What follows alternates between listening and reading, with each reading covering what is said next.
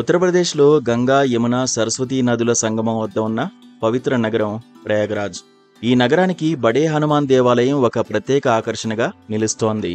దీన్నే లేటే హనుమాన్ మందిర్ అని కూడా పిలుస్తారు భక్తులు. ఇక్కడి హనుమంతుడి కొంత భాగం గంగా నీటిలో ఉంచారు. అలాగే ఇక్కడ హనుమంతుడు ప్రపంచంలో మరెక్కడా లేని విధంగా పడుకొని కనిపించడం మరో విశేషం. ఇక ఈ దేవాలయ చరిత్ర చాలా ఉంది. ఈ ఆలయం చాలా పురాతనమైంది. సుమారు 600 నుంచి 700 సంవత్సరాల మధ్య నిర్మితమైందని చెబుతారు.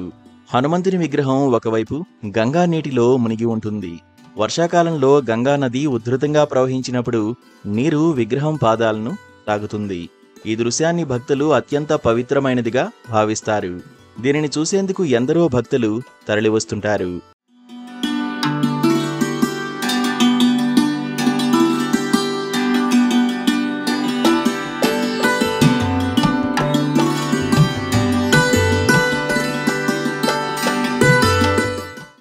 బడే హనుమాన్ దేవాలయంలో హనుమంతుని విగ్రహం 20 అడుగుల వరకు ఉంటుంది. ప్రయాగ్రాజ్లోని సంగమ స్నానం పూర్తయ్యాక పుణ్యాన్ని పొందడానికి తప్పనిసరిగా సందర్శించాల్సిన స్థలంగా బడే హనుమాన్ దేవాలయాన్ని భావిస్తారు.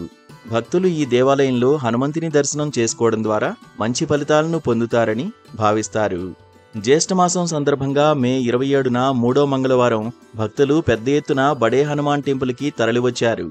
ప్రత్యేక పూజల్లో పాల్గొన్నారు. హనుమాన్ జయంతి తర్వాత వచ్చిన మొదటి మంగళవారం కావడంతో ప్రత్యేకంగా భావించారు భక్తులు. భక్తుల రద్దీ విపరీతంగా కనిపించింది.